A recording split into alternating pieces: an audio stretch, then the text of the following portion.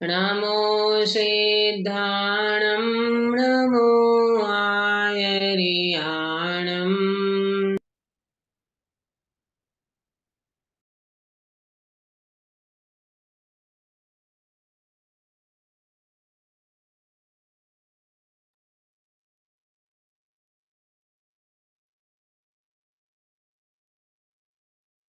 दीदी તમારું મ્યુટ થઈ ગયું છે,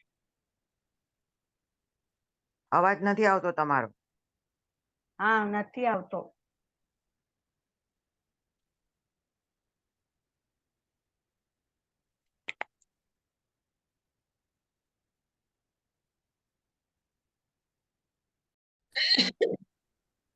नमो अरहन्ताणम् नमो सिद्धाणं नमो आयर्याणम् नमो वज्रायाणम् नमो लोये सव्वसाहुम्। भावना में मंगलाचरण।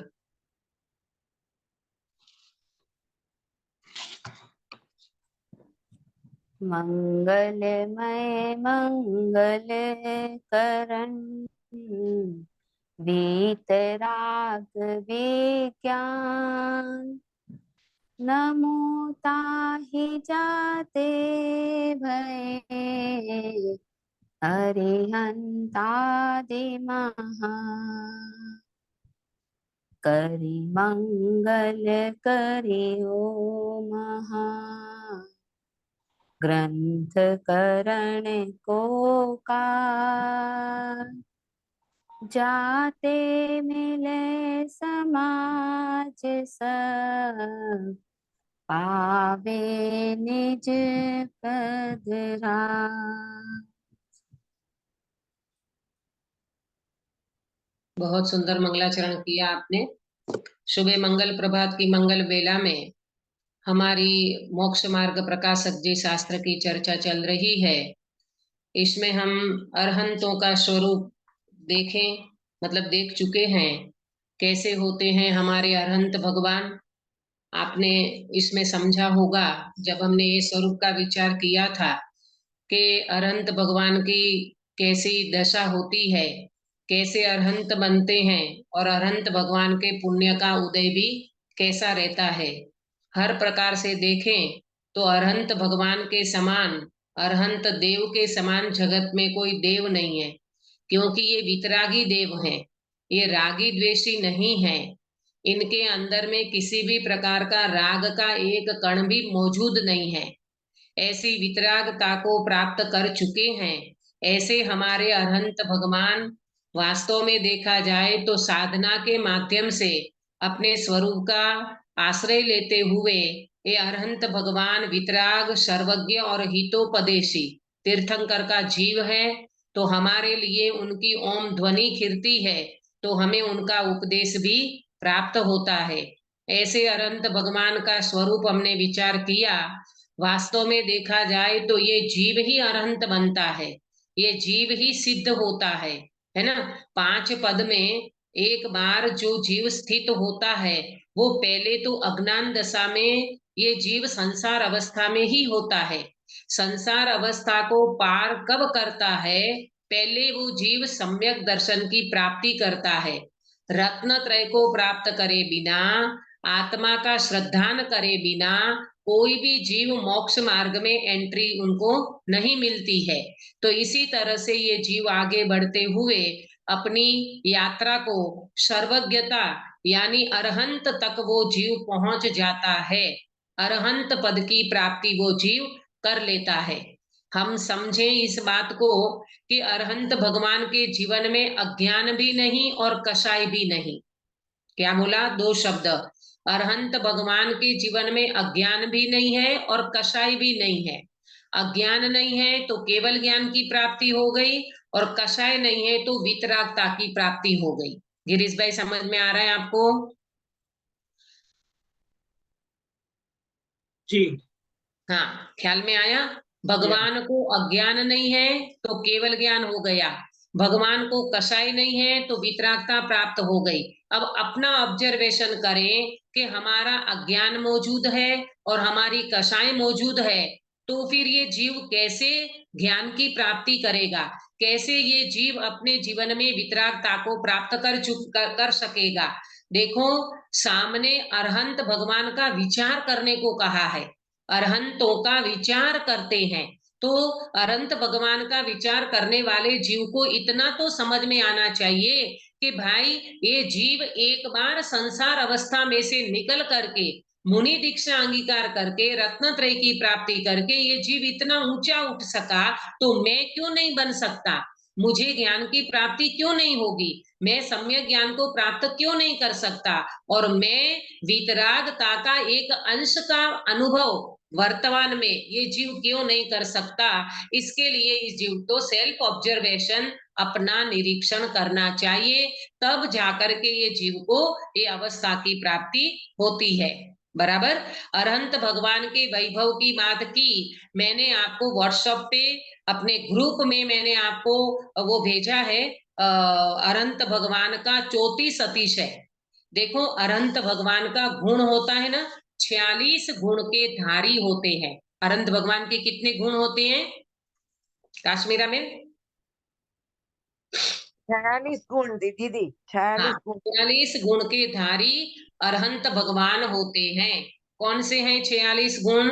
तो 34 अतिशय, ये जो आपको हमने नोट कराया है ना, 34 अतिशय, तो ये भगवान का एक अतिशय होता है। देखो, भगवान को जन्म होते ही 10 अतिशय होते हैं।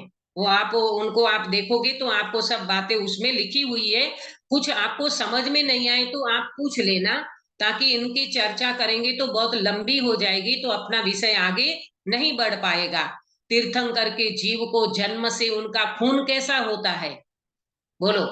जन्म से ही भगवान का खून बिल्कुल वाइट, बिल्कुल सफेद।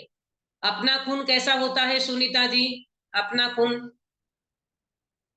रेड, लाल। रेड कलर का, लाल कलर का। भगवान का जन्म से ही अतिशय है। देखो, भगवान का खून ही वाइट है, ये शांति का प्रतीक है। ये सफेद कपड़े जो धारण किए ना, ये शांति का सूचक है, उज्जवलता का सूचक है ना। तो भगवान को जगत के सर्व जीवों के प्रति वात्सल्य है, जब भगवान को सर्व जीवों के प्रति करुणा है। आया समझ में? शांति का सूचक है। तो ये जन्म से उनका खून व्हाइट कलर का होता है। किसी भी जीव के प्रति उनको कोई राग द्वेष के परिणाम अंदर से नहीं होता। ख्याल में आया? ऐसे 34 अतिशय के धारी भगवान का समोसरण लगता है ना, वहां पर किसी भी जात का रोग नहीं होता, कोई जीव वहां दुखी नहीं होता, भूख प्यास नहीं लगती भगवान के समोसरण में। बोलो, अपने को तो यहाँ 2 घंटा काम करने बैठो या जरा सी मेहनत करो, भूख लग गई। घर में बच्चे खाली बैठे रहते ना संडे के टाइम, तो वो उनकी चक्की चालू रहती है, मम्मा ये दे दो ने, मम्मा वो दे दो, है ना। तो यहाँ पर तो तीर्थंकर भगवान के समोसरण में जाओगे, भूख की पता ही नहीं चलेगा। यहाँ तो क्लास पूरी होगी तो आपको लगेगा दीदी अब 1.25 घंटा हो गया, बंद करो, अभी हमारा गरम गरम जलेबी फाफड़ा खाना है, हमको हमें नाश्ता करने दो। भगवान के समोसरण में भूख प्यास नहीं है पंकज भाई, ख्याल में आ रहा है? हाँ, है ना। मतलब हाँ। कितना, आप सोचो तो सही, कैसा अतिशय है उन भगवान का। तो इसी प्रकार से 34 अतिशय मैंने आपको भेजा है, आप पढ़ लेना, नोट कर लेना। अपन जब इसका क्विज करेंगे तब ये इसमें से पूछा जाएगा, है ना। तो इसी प्रकार से 34 अतिशय और उसके बाद 8 प्रातिहार्य। 8 प्रातिहार्य भगवान का उनके साथ होता है। भगवान को जब केवल ज्ञान हो जाता है तो 8 प्रातिहार्य भी भगवान के, अशोक वृक्ष, पुष्प वृष्टि होती है, केवल ज्ञान हो जाता है, दुंदु भी बजती है। वो गुरुदेव बोलते थे ना, 12.5 करोड़ देवी बाजा वागे, तो ये ऑटोमेटिक बाजे बजने लगते हैं। भगवान को केवल ज्ञान हो गया, बाजे बजने लगते हैं, भगवान की दिव्य ध्वनि छूटती है। 12 प्रकार की परिषदा भगवान की दिव्य ध्वनि सुनने आती है। एक नारकी का जीव नहीं आता, बाकी सभी आते हैं।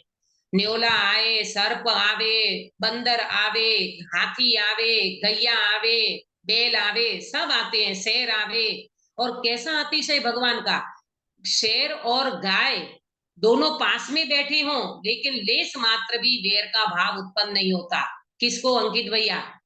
शेर और गैया, गाय दोनों पास में बैठे हैं लेकिन एक दूसरे को जरा सा भी शेर को विकल्प नहीं आता कि ये गैया मेरी पास में बैठी है, उनको लेस मात्र भी कोई भाव वैर का भाव उत्पन्न नहीं होता। ये सारे किसके अतिशय हैं सुधाबेन? भगवान के अतिशय हैं, है ना। तो ये 34 अतिशय, 8 प्रातिहार्य, ये जो मैंने अभी बताया ना, अशोक वृक्ष, पुष्प वृष्टि, दुंदुभी बजना, ये 8 प्रातिहार्य वो भी मैंने आपको भेजा है, नोट कर लेना। और इसके बाद भगवान के चार अनंत चतुष्टय जो पहले हमने देखा, अनंत ज्ञान, अनंत दर्शन, अनंत सुख और अनंत वीर्य, बराबर कितने हो गए? 34, 8 और 4 12 12 नहीं, 46 हो गए। 46 हो गए ना। तो ये अरहंत भगवान के 46 गुण होते हैं। अब मुझे कौन बताएगा ये 46 में आत्मा आश्रित कितने हैं और पुद्गल आश्रित कितने हैं? 4 आत्मा आश्रित है। हाँ, बहुत बढ़िया। 4 आत्मा आश्रित और 42 होते हैं पुद्गल आश्रित। माने वो सारे जो समोसरण है भगवान के और भी जो अतिशय हैं, 34 अतिशय, वो सब देखा जाए तो पुद्गल आश्रित है, पुण्य के उदय से मिलता है ना। भगवान का पुण्य है, तीर्थंकर नाम कर्म बंद करके जीव आया है, तो इसी प्रकार से भगवान के 46 गुण में से 4 गुण मात्र आत्मा आश्रित है, अनंत ज्ञान, अनंत दर्शन, अनंत सुख और अनंत वीर्य। बाकी 42 गुण भगवान के पुद्गल आश्रित है, लेकिन वो संयोग में रहते हैं, बराबर। इस तरह से हमने अरहंत भगवान का स्वरूप देखा। आज अपन सिद्धों का स्वरूप देखेंगे, बराबर। कोई प्रश्न तो नहीं है किसी को? सिद्धों का स्वरूप शुरू करते हैं, बराबर। अब सिद्धों का स्वरूप ध्याते हैं। अब एक एक शब्द को सुनना, सामने शास्त्र रखना, वर्ड टू वर्ड में पढ़ूंगी, आपको भी वर्ड टू वर्ड समझ में आना चाहिए। एक क्लास है, नहीं आया तो पूछना, आगे नहीं बढ़ना। अब सिद्धों का स्वरूप ध्याते हैं। देखो पहले में क्या बताया था, अरहंतों के स्वरूप का विचार करते हैं और सिद्धों के स्वरूप को ध्याते हैं। कुछ अंतर पड़ा अंकित भैया?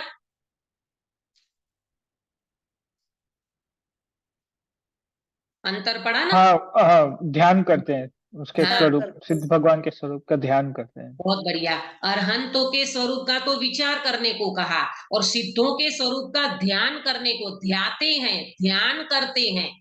क्यों? पूर्ण व्यक्ति का हमेशा ध्यान किया जाता है, नोट करना, पूर्ण व्यक्ति का ही हमेशा ध्यान किया जाता है। तो अरहंत भगवान अपूर्ण है क्या? अरहंत भगवान अपूर्ण है क्या? अनंत भगवान वैसे अपूर्ण नहीं है, मतलब केवल ज्ञान अनंत है, उसमें कोई दोहराय नहीं है, परंतु अभी अनंत भगवान को भी एक अपेक्षा से संसारी कहा है। मैंने आपको द्रव्य संग्रह में पढ़ाया था, अनंत भगवान को एक अपेक्षा से संसारी कहा है। बोलो कौन सी अपेक्षा? उनके 4 अघाते कर्म बाकी हाँ, है, उस 4 अपेक्षा। अज्ञाति कर्म बाकी है, असिद्धत्व नाम का औदैक भाव बाकी है, इसीलिए अनंत भगवान को भी एक अपेक्षा से संसारी कहा है। तो यहाँ पर हमारे आदर्श कौन होते हैं भावनाबेन? आदर्श कौन होता है लोक में भी आपके? यहाँ आर्यन भगवान, नहीं, सिद्ध भगवान। सिद्ध जो भगवान अरे मुख्य देखो लक्ष्य होता है सुनो, वो। पूर्ण हाँ, वस्तु आदर्श होते हैं। हाँ, पूर्ण वस्तु हमेशा आदर्श होती है। कोई व्यक्ति मैच में कोई व्यक्ति माहिर होना चाहता है, तो वो किसको आदर्श बनाएगा? सचिन तेंदुलकर को। और अभी तुम्हारे जो चलते हो हमें नहीं पता, लेकिन हमेशा जो टॉप लेवल का व्यक्ति होता है ना, उसको ही हमेशा व्यक्ति आदर्श बनाता है। तो हमारे यहाँ कौन है टॉप लेवल के सुधाबेन? टॉप लेवल के भगवान कौन है? सिद्ध भगवान। सिद्ध भगवान। तो सिद्ध भगवान का ध्यान करना चाहिए, क्योंकि हमारा हमारा ध्येय जो है ना, हमारा लक्ष्य जो है ना, वो पूर्णता का है। गुरुदेव श्री बोलते थे ना, पूर्णता ना लक्ष्य शुरुआत तेज वास्तविक शुरुआत छे। काश्मीरा बेन, दीदी हाँ हाँ है ना? पूर्णताना लक्ष्य शुरुआत तेज वास्तविक शुरुआत छे। तो पूर्णता माने क्या? सिद्ध पद। पूर्णता माने मोक्ष अवस्था, बराबर। तो यहाँ पर सिद्ध भगवान का ध्यान करने को कहा है। ये शब्द आप बराबर समझ लिए होंगे। अब सिद्धों का स्वरूप ध्याते हैं। दीदी हाँ प्रैक्टिकल में विचार करना और ध्यान करना में प्रोसेस क्या होगी? जब विचार करेंगे तो क्या करेंगे और ध्यान करेंगे तो क्या करेंगे? हाँ, देखो बहुत अच्छा प्रश्न है आपका कि ध्यान करने में और स्वरूप का विचार करने में। तो अरहंत विचार जो है ना, विचार जो है ना वो मन से होता है, मन उसमें माध्यम बनता है। और जब व्यक्ति ध्यान करने बैठता है, विचार पूर्वक ध्यान होता है। पहले विचार कर लिया, फिर वो व्यक्ति जब ध्यान करता है ना, तो पहले तो उसको विचार में सिद्ध भगवान का स्वरूप भी विचार में आएगा। फिर बाद में जैसा सिद्ध का स्वरूप है वैसा ही मेरा स्वरूप है, ऐसा उनका आश्रय करते हुए फिर वहां मन का विकल्प छूट जाएगा। देखो एक दोहा आता है, वस्तु विचारत ध्यावते मन पावे विश्राम, रस स्वादत सुख उपजे अनुभव याको नाम। ये बनारसी दास जी ने लिखा है कि पहले व्यक्ति वस्तु का विचार करता है। जैसे हम सिद्धों का स्वरूप ध्याने की बात करते हैं, तो पहले सिद्ध भगवान का स्वरूप का विचार आता है, उसकी मना नहीं है, परंतु इसका ध्यान करने को इसीलिए कहा कि अरहंतों का अवलोकन जो व्यक्ति ने कर लिया और फिर यहाँ सिद्धों का ध्यान करने वाला व्यक्ति तो सिद्ध भगवान को देख करके ऐसा ही मेरा स्वरूप है, जैसे सिद्ध है वैसा ही मैं हूं, तो उपयोग को वहां ले जाएगा। और वहां उपयोग आत्मा में अभेद होगा, तो जैसे सिद्ध भगवान है उसका सैंपल अपने उपयोग में वो वेदन कर लेगा। इसीलिए सिद्धों का ध्यान करना। आया समझ में? मतलब उनके स्वरूप को देखकर जब हम अपने स्वरूप को वैसा ही समझते हैं, हाँ अपने अपने बारे में सोचना ध्यान है। हाँ, अपने बारे में सोचना ध्यान है, क्योंकि अपने बारे में ही तो जीव अनुभव करेगा ना। सिद्धों का देखो, सिद्ध भगवान ने तो सिद्ध दशा प्राप्त कर ली, तो हमें तो कुछ नहीं मिल रहा है ना। हम हमारे लिए तो वो आदर्श हैं, लेकिन इनके जैसा मैं हूँ। अब इसमें आने वाला है, नीचे आएगा तब अपन उसकी चर्चा तो करेंगे, है ना। दीदी अब एक लाइन में ऐसा बोल सकते हैं कि विचार पर का होता है और ध्यान स्व का होता है, ऐसा बोल हाँ, सकते हैं? सही बात है। विचार पर का होता है और ध्यान स्व का होता है। विचार अपना भी होता है। इनके जैसा मैं हूं तो पहले विचार में आएगा, फिर वो विचार ध्यान में कन्वर्ट हो जाएगा। आया समझ में? विचार दशा छूट जाएगी, क्योंकि भावना बेन विचार है ना मन के माध्यम से होता है। ये जो अपना मन है ना, भाव मन, वो भाव मन विचार तक सीमित है। फिर जब अनुभव होगा तो मन छूट जाएगा। गिरीश भाई थोड़ी सूक्ष्म बात है, समझना। जब जीव ध्यान में बैठता है, पहले विचार करता है, विचार के बाद देखो वो आता है ना कि विचार, चिंतन, मनन, निर्णय और अनुभव। तो पहले विचार होता है, फिर चिंतन होता है, फिर निर्णय होता है, फिर उसका फल अनुभव होता है। इसी तरह से होता है। तो सिद्धों के भगवान का भी ध्यान क्यों करने को बोला? क्योंकि आपको ध्यान करोगे तो सिद्धों जैसा आपका स्वरूप है, ये ध्यान में लेना है, ये आपके ख्याल में रखना है। और फिर आप उसका अनुभव करोगे तो सिद्ध जैसा ही स्वरूप आपको वेदन में आएगा। तो अभी इसमें नीचे आने वाला है, तब मैं विशेष चर्चा करूंगी। अब देखो, अब सिद्धों का स्वरूप ध्याते हैं जो गृहस्थ अवस्था को त्याग कर, थोड़ी बात तो ऊपर के जैसी मिलेगी अनंत अवस्था तक। अंकित भैया आपके सामने शास्त्र है ना? हाँ, हाँ है। देखना, वहां लिखा था गृहस्थ पना त्याग कर, और यहाँ क्या लिखा है? अवस्था। अवस्था को त्याग कर। अब इसमें क्या अंतर समझना?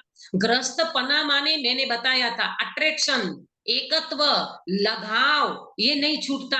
ग्रस्त पना छोड़ना माने उनका लगाव छोड़ देना, उनका एकत्व छोड़ देना, उनका स्वामी पना छोड़ देना।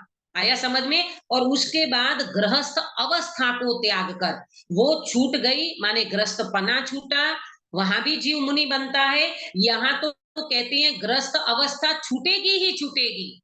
ग्रस्त पना तो छूट गया, माने उनका एकत्व तो छूट गया।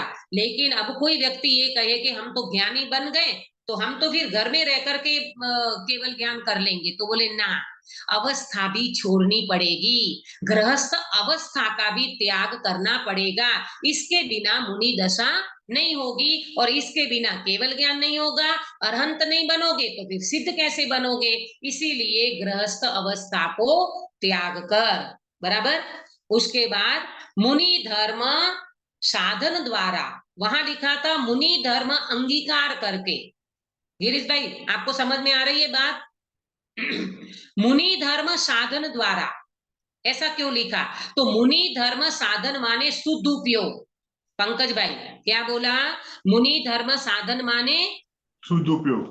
शुद्ध उपयोग। अब उनका शुद्ध उपयोग बढ़ता चला जाएगा। मुनि धर्म साधन माने शुद्ध उपयोग। अब शुद्ध उपयोग के द्वारा चार घाती कर्मों का नाश करके, चार घाती कर्म बताया था ना, चार घाती कर्म बताया था ना, ज्ञानावरणीय, दर्शनावरणीय, मोहनीय और अंतरणीय, बराबर। ये चार घाती कर्मों का नाश करने पर अनंत चतुष्ट भाव प्रकट करके, अनंत चतुष्ट माने अंकित भैया, अनंत चतुष्ट कौन से होते हैं? ये केवल ज्ञान के अनंत ज्ञान बोलो। अन- अनंत ज्ञान, अनंत ज्ञान, अनंत अनंत चारित्र, अनंत नहीं नहीं नहीं, अनंत ज्ञान, अनंत अनंत दर्शन, दर्शन, अनंत अनंत शील वीर्य, और अनंत सुख, अनंत वीर्य। सुख, वीर्य। अनंत सुख। ऐसे अनंत चतुष्ट को प्राप्त करके कुछ काल पीछे चार अगाती कर्मों के भी भस्म होने पर, अब इसमें जरा ध्यान देना, कुछ काल पीछे, कुछ काल पीछे माने क्या? काश्मीरा बेन, कौन से पीछे? कुछ काल किसके बाद? काश्मीरा बेन, दीदी कुछ काल मतलब सम्यक दर्शन हुआ है और फिर ये केवल ज्ञान के लिए टाइम लगता है, वो ऐसे? नहीं नहीं नहीं नहीं नहीं, आप नहीं नहीं, गलत से गलत पे जा रहे हो। अर्यंत से सिद्ध दशा प्राप्त, अर्यंत भगवान से सिद्ध दशा प्राप्त करते हैं जब अगाती कर्म का नाश हो जाता है तब। बहुत बढ़िया। देखो काश्मीरा में सम्यक दर्शन की बात नहीं है, यहाँ तो अरहंत बन गए हैं जो जीव, उसके बाद कुछ काल पीछे माने अरंत में से अब तो सिद्ध बनने की बात है काश्मीरा में। हाँ हाँ हाँ दीदी, हाँ आया ना समझ में? हाँ हाँ। इसीलिए वर्ड टू वर्ड पढ़ करके ध्यान में वर्ड टू वर्ड पढ़ो और उसका मीनिंग समझ में नहीं आए तो पूछो। देखो कुछ काल पीछे माने अनंत अवस्था प्राप्त होने के बाद, अनंत चतुष्ट प्राप्त करने के पश्चात कुछ काल पीछे। अब कुछ काल में कितना काल गिरीश भाई? कुछ काल में कितना काल लेना? आप कहोगे दीदी ये कैसे बता सकते हैं? नहीं, जितना आयु कर्म बाकी होगा। हाँ बहुत बढ़िया, क्योंकि कुछ काल पीछे लिखा है, में टाइम पीरियड फिक्स नहीं बताया। क्यों? हर किसी व्यक्ति के आयु अलग अलग होती है। आया समझ इसमें में? कंफ्यूजन है ना, वो पीछे वर्ड में होता है, हम लोग पीछे पीछे पहले देखते हैं, ये पीछे इसका वर्ड है कि किसको आगे माने अरियन दशा के बाद कितना काल जाएगा, उसके बाद हाँ सिद्ध वो दशा लेना है। प्रकट होगी। हाँ, ये अब हिंदी सुनो, भाषा की जरा वो है। हाँ हाँ अब सुनो, कुछ काल पीछे माने हर अरहंतों की आयु एक सी नहीं होती है, बराबर। और केवल ज्ञान होने के बाद, अब तो ये केवल ज्ञान होने के बाद सिद्ध होंगे ना, बात उसकी चल रही है। अरहंत अवस्था तो प्राप्त हो गई, केवल ज्ञान की प्राप्ति हो गई, अब वो जीव कब सिद्ध होगा बात उसकी चल रही है। तो कुछ काल पीछे माने मिनिमम अंतर मुहूर्त, नोट करना, मिनिमम अंतर मुहूर्त और उत्कृष्ट 1 करोड़ पूर्व, 1 करोड़ पूर्व 8 साल कम अंतर मुहूर्त, 8 साल कम अंतर मुहूर्त, इतना काल लगता है।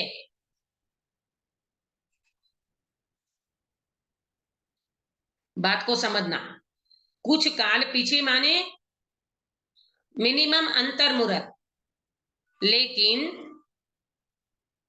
उत्कृष्ट काल कितना?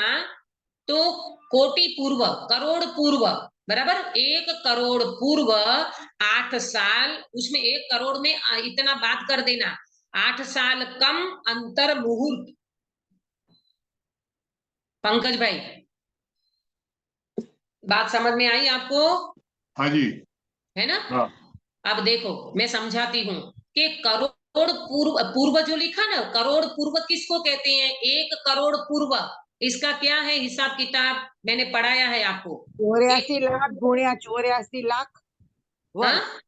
84 लाख गुणिया 84 लाख वर्ग, नहीं नहीं नहीं नहीं, करोड़ वर्ग। नहीं नहीं नहीं, 70,56,000 करोड़ पूर्व का, करोड़ 70,56,000 करोड़ वर्ष का एक पूर्व होता है। 70 माने 70, 70 फिर 56, 70,56,000 करोड़ वर्ष का एक पूर्व होता है। ऐसे 1 करोड़ पूर्व, बहुत लंबी आयु है। किसकी है? अभी महावीर क्षेत्र में कौन है तीर्थंकर ऐसे? सिमंदर भगवान। हाँ, सिमंदर भगवान अभी 1 करोड़ पूर्व की आयु लेके बैठे हैं। यहाँ जब अवसरपिणी काल में 13वें विमलनाथ भगवान होंगे ना, तब वो मोक्ष में जाएंगे। इतना लंबा काल है अभी उनका। आया समझ में? हाँ, तो क्या आपको क्या समझ में आया? कुछ काल पीछे 4 अगाती कर्मों को भी भस्म, तो कुछ काल का मैंने मीनिंग समझाया। कुछ काल मैंने मिनिमम अंतर मुहूर्त, उत्कृष्ट 1 करोड़ पूर्व, 1 करोड़ पूर्व में 8 वर्ष कम अंतर मुहूर्त, 8 वर्ष अंतर मुहूर्त कम। 8 वर्ष क्यों कम कर देना? कौन बताएगा सभा में से? 8 वर्ष क्यों कम कर देना? जन्म के 8 साल बाद सम्यक दर्शन की प्राप्ति होती है ना। बहुत बढ़िया, ये जवाब तो आपने बहुत अच्छा दिया काश्मीरा बहन। इसमें तो आपने बहुत ही छक्का मार दिया कि 8 साल के बाद ही किसी जीव को सम्यक दर्शन होगा। जो संगनी पंचेंद्रिय मनुष्य होगा उसको 8 साल के बाद ही सम्यक दर्शन होगा, और अंतर मुहूर्त उस जीव को लगेगा प्रोसेस में। इसीलिए इतना टाइम कम कर देना। किसमें से कंचन बेन, किसमें से? 1 करोड़ करोड़ पूर्व पूर्व में से, 1 करोड़ पूर्व में से इतना टाइम कम कर दो, तो इतनी आयु वो जीव की रहेगी। इतने समय के बाद भी वो जीव मोक्ष में जाएगा। आया समझ में? 70 लाख 17 की 70 70, ये हिंदी है ना, सब हिंदी भाषी। 70,56,000 करोड़ वर्ष का एक पूर्व, और ऐसे 1 करोड़ पूर्व इतनी आयु है सिमंदर भगवान की। और कोई भी मतलब तीर्थंकर की मैक्सिमम इतनी आयु वो हो सकती है। इतने काल के बाद वो जीव सिद्ध होगा। बराबर? आगे बढ़ेंगे। दीदी एक बार और बताइए ना, 8 साल कम वाला। 8 साल कम वाला ऐसा, मिनिमम अंतर मुहूर्त, उत्कृष्ट 1 करोड़ पूर्व, उसमें 8 वर्ष कम अंतर मुहूर्त 8 वर्ष कम, इतनी मैक्सिमम आयु रहती है। नहीं मतलब क्या सम्यक दर्शन होता है 8 साल बाद? समझ में नहीं आया बराबर। हाँ, मैंने ये बोला 8 साल कम क्यों कर दिया, 8 साल और अंतर मुहूर्त कम क्यों कर दिया? क्योंकि 8 साल के पहले किसी भी जीव को सम्यक दर्शन नहीं होता। मिनिमम वो बच्चा 8 साल का होना चाहिए। आया समझ में? तो उतनी आयु निकल गई, और एक अंतर मुहूर्त निकल गया प्रोसेस में, तो इतना टाइम निकल गया। उसके बाद जो आयु बची वो उसमें काउंटिंग करना। ऐसा करोड़ पूर्व में से इतना बाद कर देना। बराबर? जी जी। मिनिमम में अंतर मुहूर्त का काउंटिंग। देखो, अच्छा सुनो, अब इसमें ऐसा है, ये तीर्थंकर का जो जीव है ना, ये मैं बात भूल गई आपको कहना। कोई भी तीर्थंकर होगा ना, उसको 3 साल तो केवल ज्ञान के बाद रहना अनिवार्य है, कंपलसरी। ये बात नोट कर लो, 3 साल तो कोई भी तीर्थंकर को रहना कंपलसरी है। केवल ज्ञान होने के बाद वो 3 साल तो रहेंगे ही रहेंगे। इतनी आयु तो उनकी रहती ही रहती है। परंतु सामान्य केवली के लिए नियम नहीं है। सामान्य केवली होते हैं ना, सामान्य जो केवल ज्ञान प्राप्त करके, उसको भी अपन अनंत भगवान बोलते हैं। तो सामान्य भगवान जो होते हैं उनके लिए नियम नहीं है, वो अंतर मुहूर्त में मोक्ष में जा सकते हैं। समझे? बराबर सुनीता जी? के लिए ये नियम लेकिन है। 3 साल के तक मतलब उनकी रहती है आयु, तो उनका समोसरण 3 साल के बाद ही लगेगा कि तभी लगेगा? नहीं, समोसरण उनका तुरंत लगेगा। ये महावीर भगवान के लिए 66 दिन नहीं लगा, वो एक अलग बात है। वरना तुरंत भगवान का समोसरण लगता है, और 3 साल तक उनकी दिव्य ध्वनि खिरती है। उसके बाद वो जीव मोक्ष जाता है। मिनिमम 3 साल का तो रहता ही रहता है। बराबर? तो दीदी यहाँ हाँ? पे कुछ काल बाद में अपन ये लिए कि केवल ज्ञान होने के बाद जितना आयुष्य बचा है उस समय तक 4 आघाती कर्मों का भस्म होता है ना। नहीं नहीं, अघाती कर्म की तो बात, घाती कर्म तो चले गए, अघाती कर्म उनका जितना बाकी होगा उसमें मैंने नियम ये बताया कि तीर्थंकर के लिए 3 साल कंपलसरी है कि वो रहेंगे ही रहेंगे। बाकी सामान्य के लिए वो कुछ कम में अंतर्मुहूर्त लिया है ना मिनिमम हमने, उसमें नहीं, मोक्ष वो चला जाएगा वो जीव। वो तो ठीक है दीदी, पर जो कुछ काल बाद लिखा है ना, तो कुछ काल मतलब जब केवल ज्ञान हो गया, जैसे भगवान महावीर स्वामी को लें तो उनको 42 वर्ष की उम्र में केवल ज्ञान हुआ।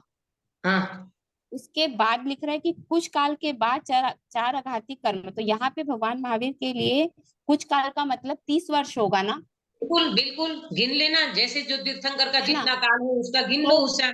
तो फिर दीदी जब अपन मैक्सिमम कुछ काल में 1 करोड़ पूर्व 8 साल कम अंतर मुहूर्त ले रहे हैं, तो इस समय तो 8 साल की उम्र में जीव को सम्यक दर्शन हुआ है ना, अभी तो सुनो केवल ज्ञान होगा वो। भावना जी, ये मैंने आपको 1 करोड़ पूर्व किसे कहते हैं वो मैंने काउंटिंग कराया है आपको। 70,56,000 करोड़ वर्ष का एक पूर्व होता है। और आप महावीर भगवान क्लियर है की बात दीदी। करोगे तो उनकी तो आयु 72 साल की थी। ये तो महावीर क्षेत्र में सिमंदर भगवान की आयु है। और यहाँ अवसर्पिणी काल जब आएगा ना, तो उस अवसर्पिणी काल में जब तीसरे काल में जो तीर्थंकर होते, अभी तो ना कोई तीर्थंकर है और न किसी की इतनी आयु है। महावीर भगवान की उत्सर्पिणी आयु काल में आएगा तो तभी। वो नहीं दीदी, वो प्रश्न नहीं है, वो तो ठीक है, पर यहाँ पे लिखे ना अपन की 8 वर्ष की उम्र में जब सम्यक दर्शन हुआ, तो सम्यक दर्शन के बाद केवल ज्ञान होने जितना समय भी तो कम हो जाएगा ना, ये कुछ काल बाद के लिए, क्योंकि हाँ हाँ केवल हो ज्ञान के जाएगा। बाद अपन गिनेंगे ना। सुनो सुनो, मैं बताती हूँ कि जैसे किसी किसी को 8 साल के बाद सम्यक दर्शन हुआ, फिर उस हाँ जीव ने मुनि दीक्षा अंगीकार करी, गृहस्थपना हाँ छोड़ा, मुनि दीक्षा अंगीकार करी, बाद में उनको केवल ज्ञान हुआ। और केवल ज्ञान होने के बाद अगर वो जीव सपोज करो करोड़ पूर्व की आयु लेकर के आया है, तो उनका काल कितना गिना जाएगा? 1 करोड़ पूर्व में 8 साल कम अंतर्मुहूर्त, इतना काल उसका गिना जाएगा। ये तो मैंने अच्छा मैक्सिमम बताया, मैक्सिमम। आया समझ में? ठीक है, बाद में मेरे से बात कर लेना आप, है ना, बाद में बात कर लो। चलो, अघाती कर्म ये समझ में आया। कुछ काल पीछे 4 अघाती कर्म, 4 अघाती कर्म कौन से अंकित भैया?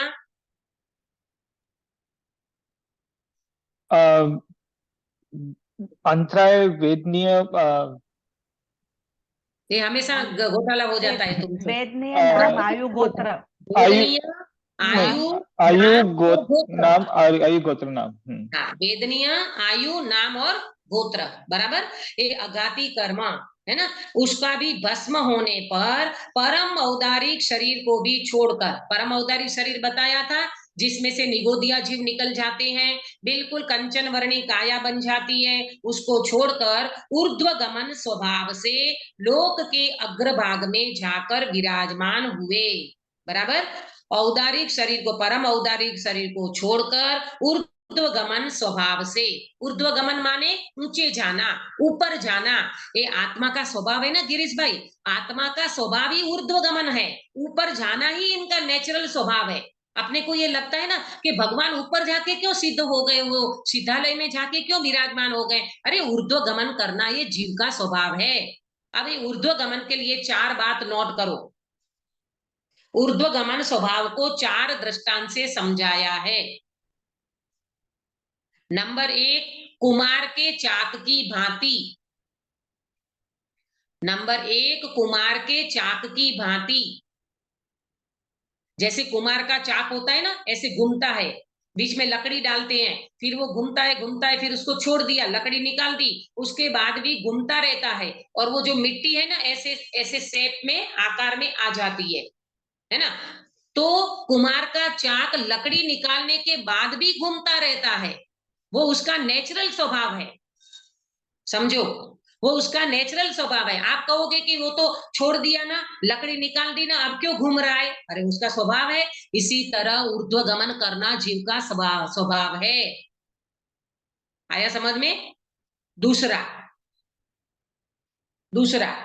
लकड़ी लकड़ी की तुम्बी, लकड़ी की तुम्बी, लकड़ी की तुम्बी होती है ना, उसके ऊपर मिट्टी का लेप करो, मिट्टी का लेप करो और उसको पानी में डुबो, तो पंकज भाई क्या होगा? मिट्टी मिट्टी आस्ते आस्ते निकलते जाएगी। नहीं, डूबेगी पानी में डूबेगी। पहले डूबेंगे तो वो भारी होने के कारण नीचे जाती है। हाँ पहले मिट्टी लगाई तुम्बी के ऊपर, पानी हाँ। में रखा तो वो भारी है ना मिट्टी के कारण, तो वो नीचे डूबेगी। और जैसे वो मिट्टी निकल जाएगी तो क्या होगा? हाँ। हाँ, ऊपर ऊपर आएगी। आएगा। फिर ऊपर आएगी। फिर ऊपर आएगा। इसी तरह जीव कर्मों से भारी हो रहा है, हाँ, और हाँ। जैसे कर्म निकल जाते हैं तो ये जीव ऊपर ऊपर जाता है। है ना। हल्का होके ऊपर तुम्बी आएगा। की तरह, हाँ, मिट्टी की तुम्बी की तरह ये जीव जैसे मिट्टी को पानी में डुबो, अरे लकड़ी की तुम्बी को पानी में डुबो, मिट्टी का लेप लगा है तब तो भारी है तो पानी में डूबती है। फिर जब उसका लेप निकल जाता है तो वो तुम्बी का नेचुरल स्वभाव है लकड़ी का कि वो ऊपर उठती है।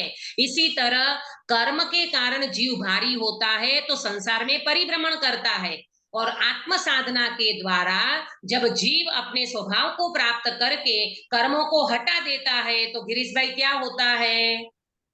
ऊर्ध्वगमन करता है जी। हाँ, ऊर्ध्व गमन करता है। सहजता से वो जीव ऊपर चला जाता है। 2 हो गया। अब तीसरा, एरंड का बीज। एरंड का बीज बोलो कंचन बेन, एरंड का बीज कैसा होता है और क्या करता है? हाँ, एरंड के बीज को जरा सा मारो ना, एक ऊपर उछलता है, ऐसे ऊपर उठता है। इसी तरह ये जीव ऊपर उठता है, ऊर्ध्वगमन इसका स्वभाव है। ये तत्वार सूत्र में आया है। और चौथा, अग्नि की शिखा। अग्नि की शिखा, अग्नि की शिखा की लौ होती है ना, अग्नि की शिखा कैसे उठती है सुनीता जी? ऊपर की ऊपर तरफ की उठती तरफ। है। हाँ। इसी तरह जीव का ऊर्ध्वगमन करना सहज स्वभाव है। कर्मों को भस्म कर दिया, अब वो जीव ऊपर उठता है। तो ये 4 दृष्टांत के माध्यम से ऊर्ध्वगमन स्वभाव को समझाया है। बराबर, आगे पढ़ो। ऊर्ध्वगमन स्वभाव से लोक के अग्रभाग में, लोक का अग्रभाग माने क्या? सिद्ध शिला की सिद्ध। अब ये इसमें कंफ्यूजन है लोगों को, सिद्ध शिला में भगवान नहीं है, सिद्ध भगवान सिद्ध शिला में नहीं है, ये नोट करना। सिद्ध शिला अलग है और सिद्ध क्षेत्र अलग है। सब लोग बोलते हैं भगवान सिद्ध शिला में है, भगवान सिद्ध शिला में कोई भगवान नहीं है। सिद्ध शिला 45 लाख योजन की है, अर्ध चंद्रमा के आकार, परंतु वो सिद्ध शिला में भगवान नहीं है। उसके ऊपर जो मतलब वो सिद्ध क्षेत्र कहलाता है। सिद्ध क्षेत्र से 12 योजन के ऊपर 3 वात वलय है, उसमें तनु वात वलय को लगे हुए ऐसे सिद्ध भगवान है। तनु वात वलय, आप है ना एक काम करना, ये सिद्ध दर्शन यूट्यूब में बोलोगे ना सिद्ध दर्शन, तो उसमें पूरा आपको सिद्ध दर्शन कैसा है ना, सिद्ध भगवान 3 वात वलय बताएंगे, उसमें पिंक कलर का लास्ट में आएगा, वहां पर सिद्ध भगवान आपको ऐसे दिखेंगे, मजा आ जाएगा। वो सिद्ध दर्शन कर लेना एक बार, सिद्ध तो जब होंगे तब होंगे, उसका दर्शन करना। सिद्ध दर्शन बोलोगे ना तो उसमें आ जाएगा, पूरा देख लेना उसको। आया समझ में?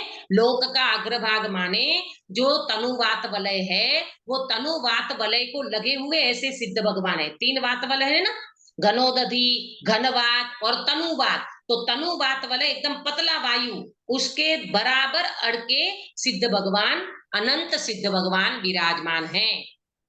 अब देखो, वो जो सिद्ध भगवान है ना, उनके सबके सर एक समान, जो सिर होता है ना सिर, वो सबका एक समान, और पैर सबके अलग अलग, कोई खड़गासन और कोई पद्मासन, 2 ही आसन से जीव सिद्ध होता है।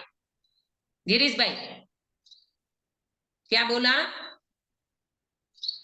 ये सबके सर एक लेवल में होते हैं, एक लेवल में होता है, पैर खड़गासन सबके या अलग अलग, पद्मासन 2 ही अवस्था रहती है ना। तो 2 ही अवस्था, या तो खड़गासन या तो है। पद्मासन।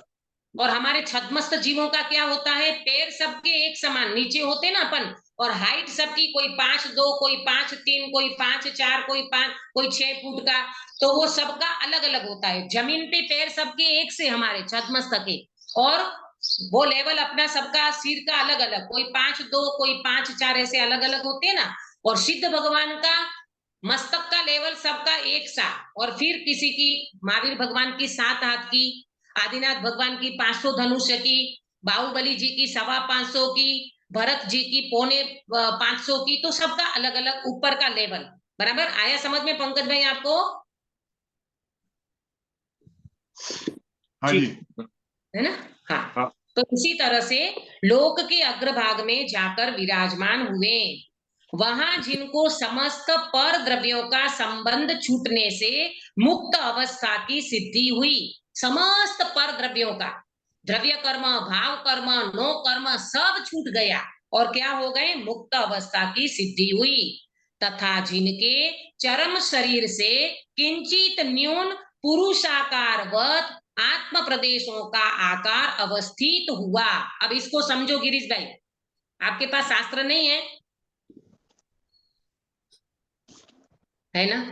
हाँ, आप कहीं अलग जगह पे हो ऐसा मुझे महसूस हो रहा है।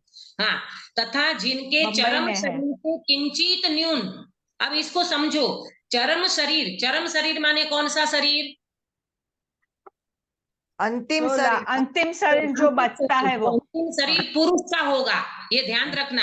अंतिम शरीर पुरुष का होगा, किंचित न्यून पुरुष आकारवत। इसमें दो बात समझना, एक तो पुरुष का शरीर होगा माने फिजिकली जो बॉडी होगी ना, पुरुष ही तो मोक्ष में जाएगा ना, स्त्री का तो इससे ये बात सिद्ध होती है कि पुरुष आकार लिया तो स्त्री की मुक्ति नहीं है,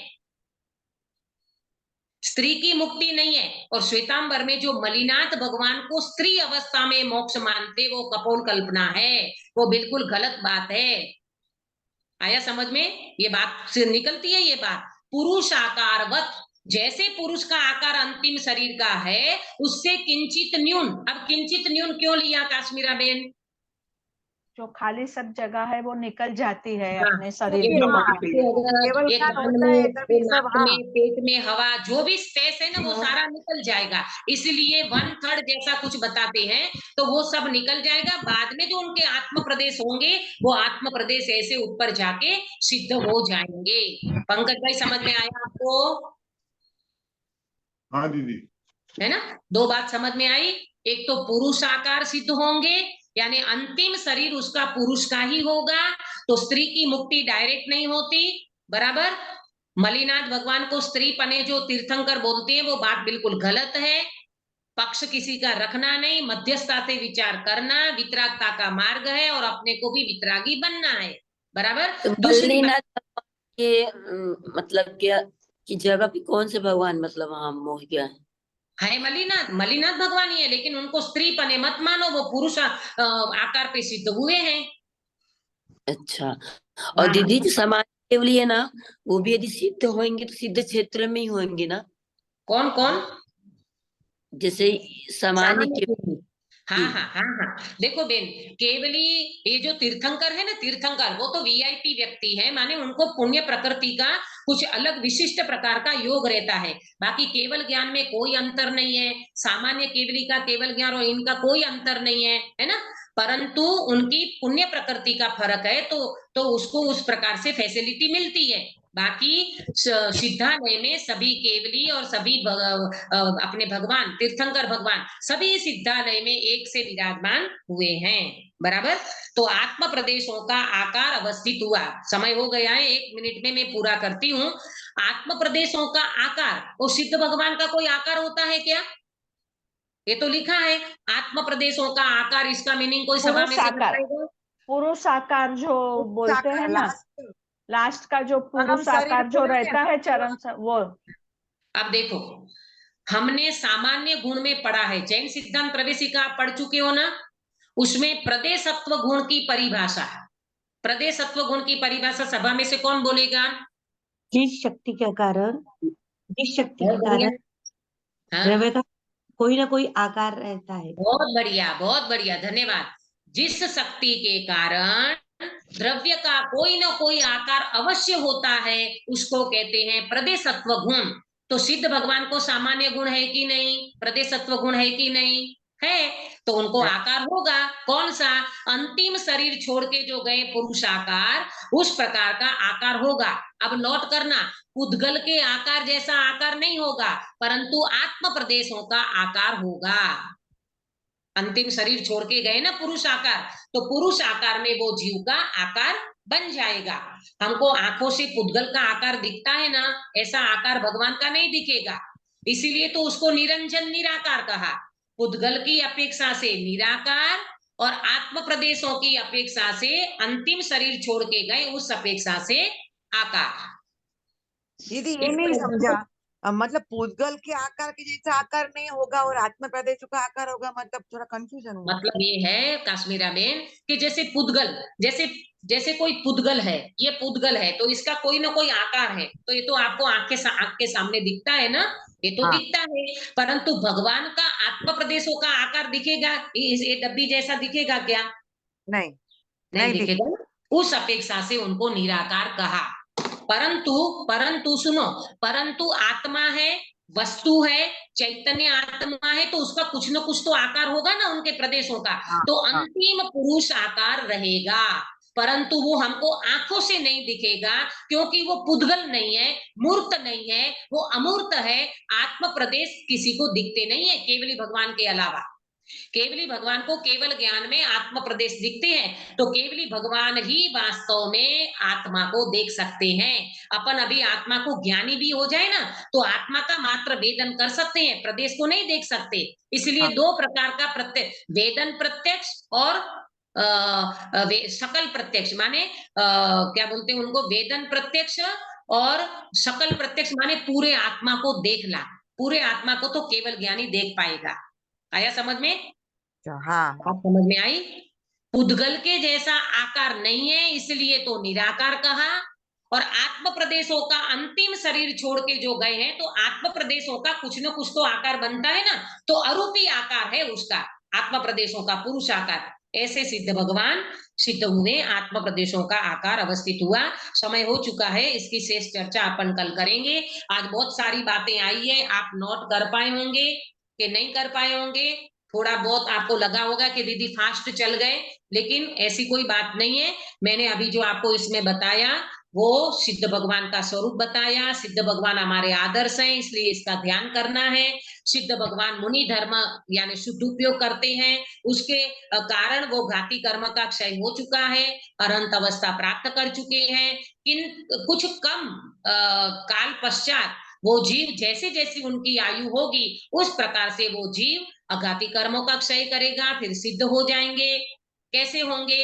अंतिम चरम शरीर को छोड़ के उसका आकार जो बनेगा, वो अंतिम पुरुष आकार में वो आकार बने।